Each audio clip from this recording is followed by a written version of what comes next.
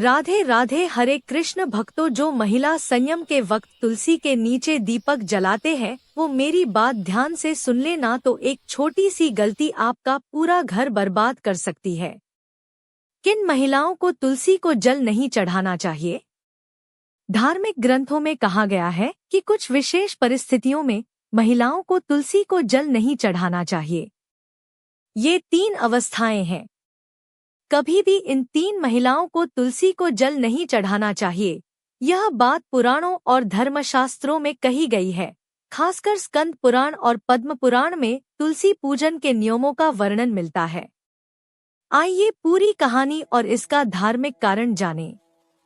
1. रजस्वला, मासिक धर्म। स्त्री जब महिला मासिक धर्म में होती है तब उसे पूजा पाठ, तुलसी पूजन या जल चढ़ाने से मना किया गया है।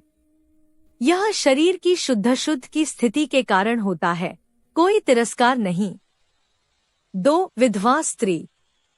तुलसी जी भगवान विष्णु की पतिव्रता पत्नी मानी जाती है। इसलिए शास्त्रों में कहा गया है कि विधवा स्त्री को तुलसी विवाह या तुलसी पूजन नहीं करना चाहिए, क्योंकि यह सौभाग्य का प्रतीक माना गया है। 3. गर्भवती स्त्री। गर्भावस्था के दौरान तुलसी को जल चढ़ाना वर्जित नहीं है, लेकिन कुछ परंपराओं में इसे वर्जित काल कहा गया है, क्योंकि तुलसी की ऊर्जा बहुत तेज, ऊर्जस्विनी मानी जाती है और गर्भवती स्त्री को विश्राम की अवस्था में रहना चाहिए। इसलिए कुछ परंपराएं इस समय तुलसी पूजन से विराम रखती हैं। तुलसी माता पतिव्रता, पवित्रता और सौभाग्य का प्रतीक है।